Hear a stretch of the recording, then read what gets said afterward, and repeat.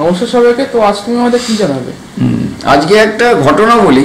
আসলে আমি তো বহুদিন যাবত এই মানে এই বাস্তুগত বিভিন্ন রকম আমি একটা জিনিস মানে দেখতে পাচ্ছি, এই বাস্তু সমস্যাটা দেখা গেল যে কারু কারু ক্ষেত্রে দেখা গেল এই যে বাস্তু সমস্যাটা আগে ছিল না, হঠাৎ করে শুরু হলো। আবার কারু কারু ক্ষেত্রে দেখা গেল যে বাস্তু সমস্যাটা প্রথম থেকেই ছিল। তা এই যে বাস্তু সমস্যার জন্যে আমি মানে মানে দুটো মানে আমি একটু অন্য প্রসঙ্গে একটু গাছের ব্যাপারে একটু ফিরে যেতে চাচ্ছি। মানে গাছের ব্যাপারে আমি একটা জিনিস বলি, এই যে আপনারা যে এই বাস্তু সমস্যার সমাধানে অনেকটাই সহযোগিতা করে।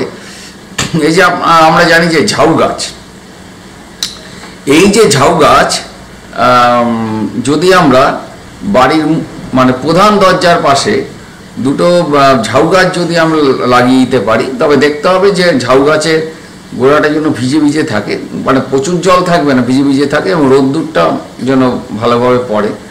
তাহলে এই ঝাউ গাছ থাকলে দেখা যাবে যে সেখানে মানে সেটা কিন্তু বারে বারে বলছি মানে মানে প্রধান দরজার সামনে দুটো, এবং ঝাউ গাছ যখন কিনতে হবে তখন জোড়ায় কিনতে হয়।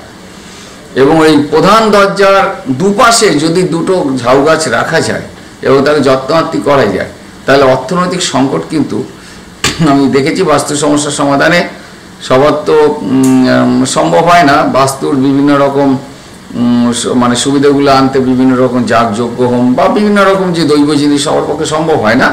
আমি ঘরোয়া কতগুলো জিনিস মানে অ্যাপ্লাই করে দেখেছি, তাতে ফললাভ হয়। এবং সেই ঝাউ গাছ যদি প্রধান দরজার সামনে যদি রোপণ করাই যায় এবং সেই গাছ যত বাড়তে থাকে, আমি দেখেছি যে তাতে মানে অর্থনৈতিক সংকট বা নানা রকম বাড়ির নানা ধরনের সমস্যা, নিজেদের মধ্যে ভুল বুঝাবুঝি মিসআন্ডারস্ট্যান্ডিং যাকে বলা হয়, এইগুলো কিন্তু বা শরীর স্বাস্থ্যের ব্যাপারে অনেকটা উপকার পাওয়া যায়। এছাড়াও আরেকটা জিনিস আমি করে বিভিন্ন জায়গায় করে দেখেছি, সেটা হচ্ছে ঈশান কোণে বা পূর্ব দিকে বা উত্তর দিকে তুলসী গাছ লাগালে আমরা প্রচুর উপকার পাই। এছাড়াও চাপা ফুলের গাছ, যে স্বর্ণ চাপা হোক বা কাঠালি চাপা হোক, হলুদ চাপা ফুলের গাছ যদি আমরা বাড়ির পূর্ব দিকে বা উত্তর দিকে রাখতে পারি, তাহলেও কিন্তু বাস্তুর ব্যাপারে প্রচুর কিন্তু সহযোগিতা পাই। এবং আরেকটা জিনিস হচ্ছে সকাল সন্ধ্যায় বাড়িতে ধুনা, গুগুল, কর্পূর, কিছুটা নিম পাতা কিছুটা তেজপাতা এবং ধুনো দিয়ে বা নারকেলের ছোবার সহ যদি জ্বালানো হয়, তাহলে এবং জোয়ারের গঙ্গা জল যদি সকাল সন্ধ্যা ছিটানো হয়, তাহলে বাস্তু সমস্যার সমাধানে প্রচুর প্রচুর উপকার পাওয়া যায়।